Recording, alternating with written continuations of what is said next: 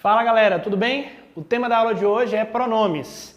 Esse é um assunto que vai ajudar muito na hora de escrever um texto, sabe por quê? Porque tem muita gente que tem dificuldade em utilizar as funções referenciais do pronome, que é aquela forma de você evitar a repetição de palavras que já foram usadas no seu texto. É bom a gente sempre colocar isso em mente, que toda classe, todo assunto que a gente aprende em língua portuguesa vai nos ajudar na escrita, na oralidade, no uso efetivo dessa língua, ok? Os pronomes tem uma função muito importante, uma função dupla, a função de acompanhar ou de substituir o substantivo. Olha só, memoriza isso, é sempre bom associar a classe gramatical à função, porque dessa forma você não fica em dúvida de como aplicar essa palavra dentro de um contexto. Acompanhar ou substituir o substantivo. Só para facilitar a nossa vida, a gramática coloca uma nomenclatura, uns nomes para organizar um pouco esse pensamento. Então, todo pronome que tiver a função de acompanhar um substantivo, ele vai receber o nome de pronome adjetivo. Vai dar um nome aí na cabeça essa ideia de um pronome ser um adjetivo, né? Mas é só você ter em mente que o pronome adjetivo, ele acompanha um substantivo, ou seja, ele está ao lado do substantivo.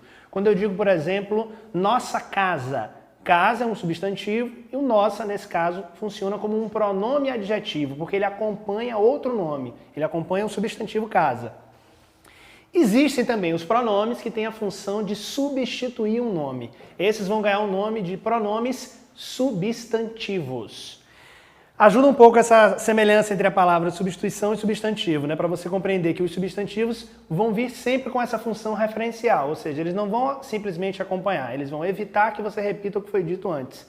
Casos comuns desses pronomes são os pronomes pessoais. Quando eu digo, por exemplo, o atendente foi gentil, ele me ajudou. Ele quem? O atendente. Então a função desse pronome aí foi uma função substantiva, ele substituiu o nome que veio antes.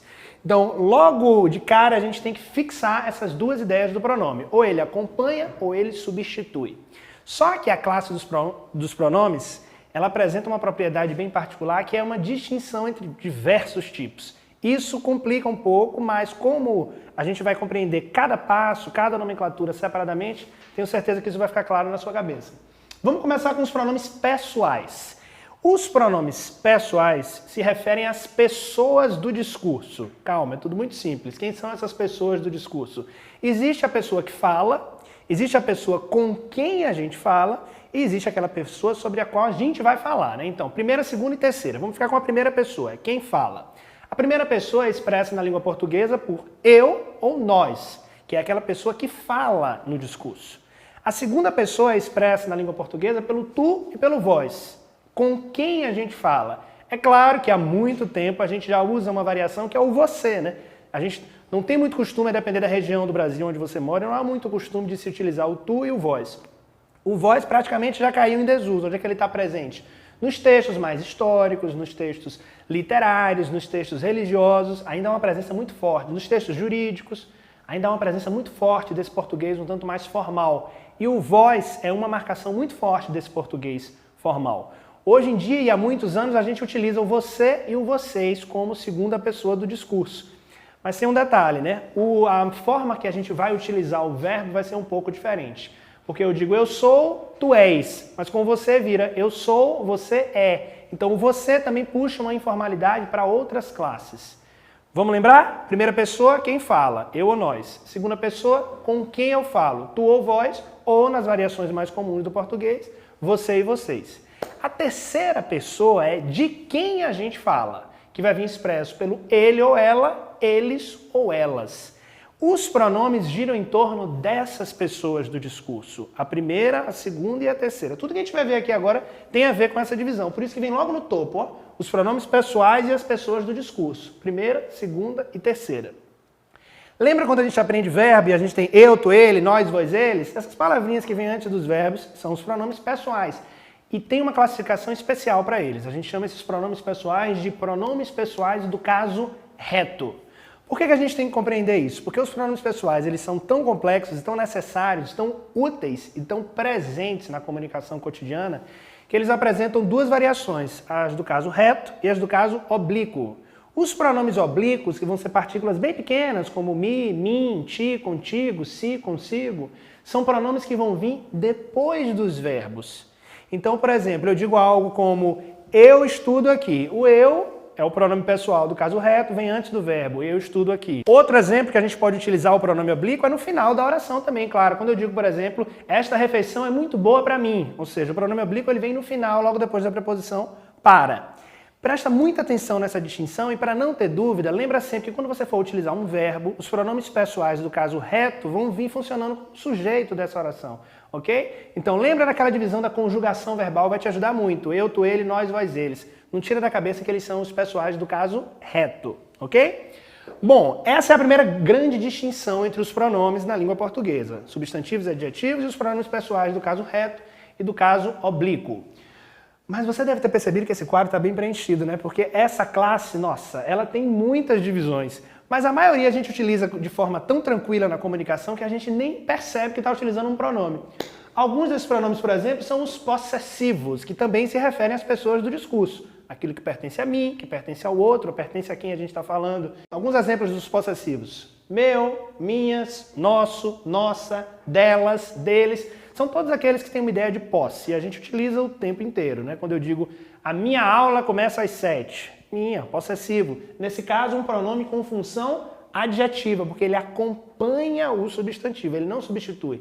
Em alguns casos, a depender do contexto, o possessivo pode vir sozinho, mas ele só vai vir sozinho se ele estiver se referindo a algo que já foi dito anteriormente no discurso. O possessivo não caminha aí aleatoriamente, eu não posso simplesmente dizer o nosso foi legal. O nosso o quê? Vai faltar o complemento, vai faltar a essência, a substância. E quem dá essa substância é o substantivo. O pronome está do lado dele, contribuindo para um significado maior das orações, das frases e dos textos.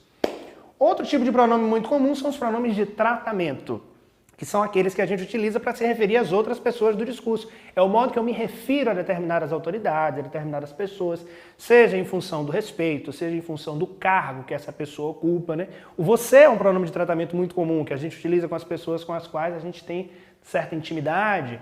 O senhor e o senhora são os pronomes de tratamento mais evidentes para o tratamento de pessoas que exigem um nível de formalidade maior, assim como existem muitos outros, como Vossa Majestade, Vossa Santidade, que vão depender do cargo que essas pessoas ocupam, da figura política, pública que elas ocupam na sociedade.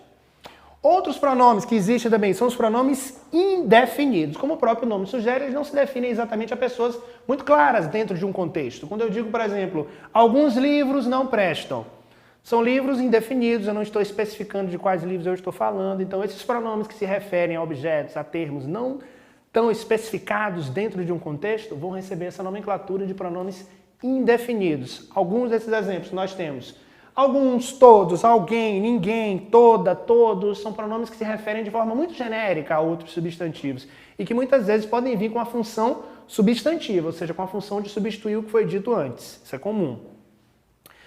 Um pronome bem bacana de a gente compreender é o pronome demonstrativo. São poucos os demonstrativos, mas eles geram tanta dúvida que a galera fica de cabelo em pé para conseguir compreender a distinção, por exemplo, de este, esta, isto, isso, aquilo, aquela. Nossa, são tantas divisões que a pessoa fica até com medo de mergulhar só nesse bloquinho, né? Por isso que eu fiz questão de deixar esse bloquinho com 2 espaços. Sabe por quê? Porque existem usos variados dos demonstrativos. Eles se referem tanto a lugar, quanto a tempo, quanto à posição de algo dentro do discurso.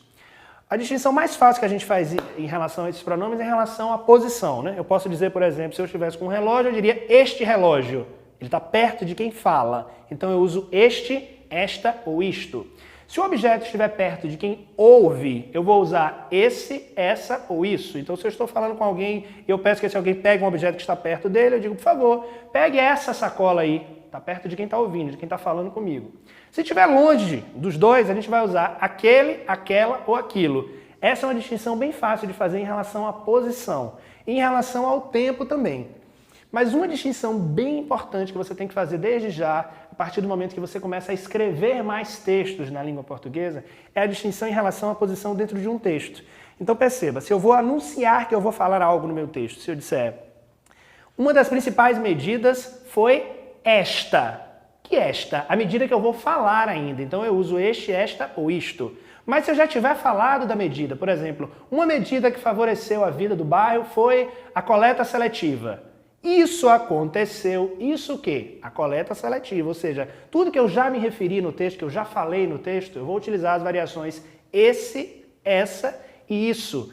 Ajuda muito você no texto, então, a posicionar. Eu ainda vou falar algo? Este, esta, isto. Eu já falei esse, essa, isso. Facilita muito na hora da escrita. Lembra disso.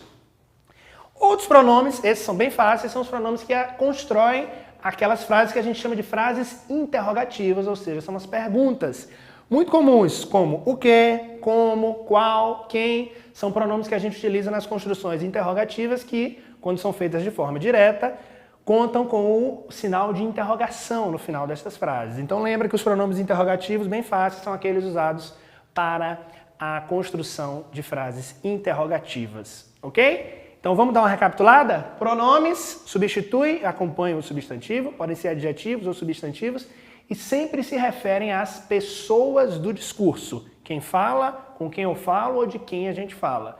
Lembra disso, lembra da posição do pronome em relação ao substantivo, que você vai perceber que o seu texto vai ter uma qualidade muito melhor a partir de agora se você souber brincar com esses diferentes tipos de pronomes que a gente acabou de aprender, ok? Esse foi o tema da aula de hoje, então, pronomes. Muito obrigado.